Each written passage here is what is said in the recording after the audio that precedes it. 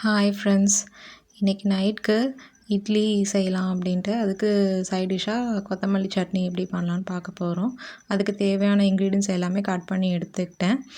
கடாயில் கொஞ்சம் ஆயில் விட்டு அதுக்கு காயிற டைமில் நம்ம வந்துட்டு வெங்காயம், தக்காளி, 4 வரமிளகா, கொஞ்சோண்டு புளி, அப்புறம் ஒரு 3லேருந்து 4 பல்லு பூண்டு இதை மட்டும் ரெடி பண்ணி கட் பண்ணி வச்சுருக்கேன். அதை ஒன்று ஒன்றா போட்டுடலாம்.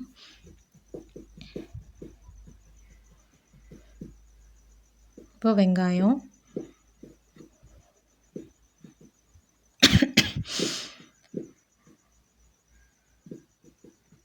த்ரோட் இன்ஃபெக்ஷனால் அப்பப்போ இருமல் வரும், அதையே கொஞ்சம் பார்த்துக்கோங்க, சாரி.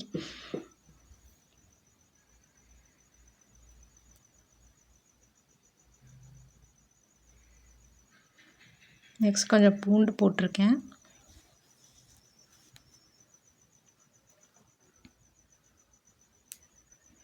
அப்புறம் கொஞ்சம் புளி. இது வந்துட்டு வரமிளகா போட்டுட்டு நெக்ஸ்ட்டு தக்காளி எல்லாத்தையும் போட்டு நல்லா கிளறி விட்டுறணும்.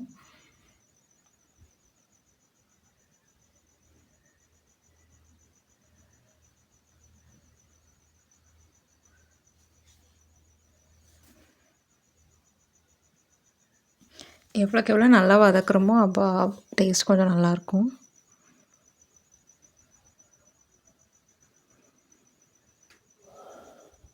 இப்போ கொஞ்சம் வதங்கட்டும், அப்படியே விட்டுருவோம். இப்போ நல்லா வதங்கிருச்சு. நெக்ஸ்ட் இதில் வந்துட்டு கொத்தமல்லி எடுத்து போட்டுடலாம். கொத்தமல்லி எல்லாமே வாஷ் பண்ணி வச்சுருக்கேன்.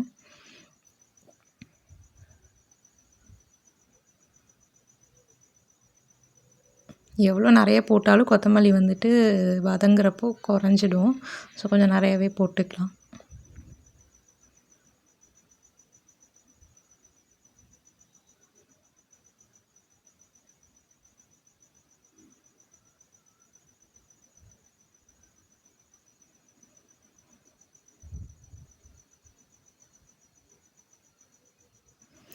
எல்லாத்தையும் ஒன்றா சேர்த்து நல்லா வதக்கி விட்டுறணும். இது கொஞ்சம் அப்படியே சுருண்டு வந்துடும் கொத்தமல்லி ஃபுல்லாக.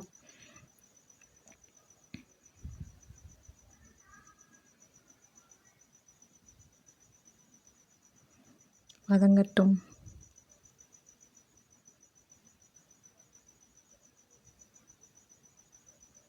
நான் வந்து சமையலில் பெரிய ஆள்லாம் கிடையாது. என்னை விட நிறையா லெஜண்ட்ஸ்லாம் இருப்பாங்க.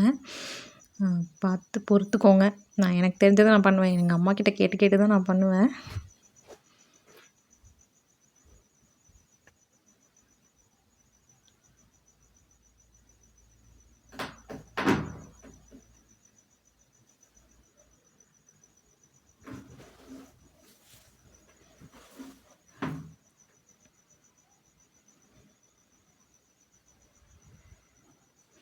இப்போ வதங்கிட்டே இருக்குது நல்லா. அது வரைக்கும் நம்ம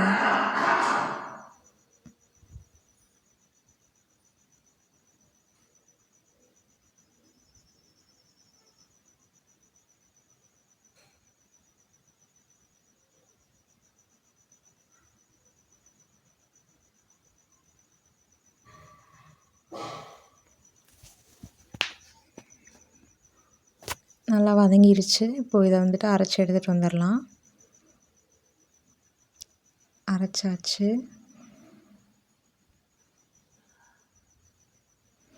இதுக்கு ஒரு தாளிப்பு கொடுத்துடலாம். கொஞ்சம் எண்ணெய்,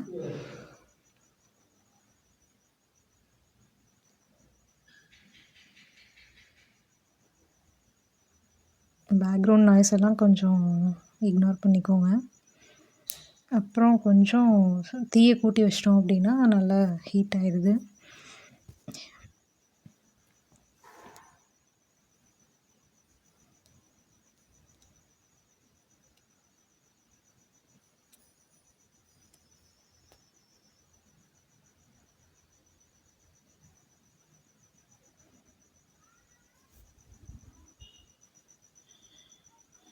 கொஞ்சம் கருவேப்பிலை எடுத்துக்கலாம், ஏன்னா அதை மறந்துட்டேன் எடுக்கிறதுக்கு.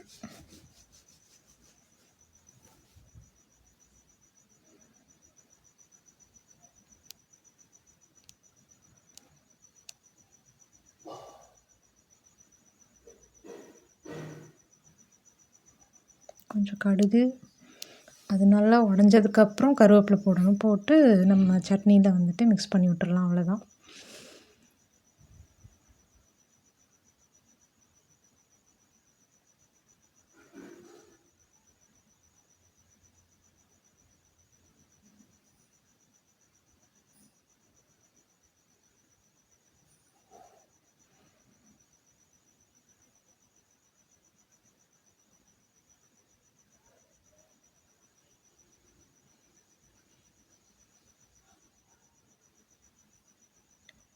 அவ்வளோதான் ஃப்ரெண்ட்ஸ், சட்னி ரெடி ஆயிடுச்சு.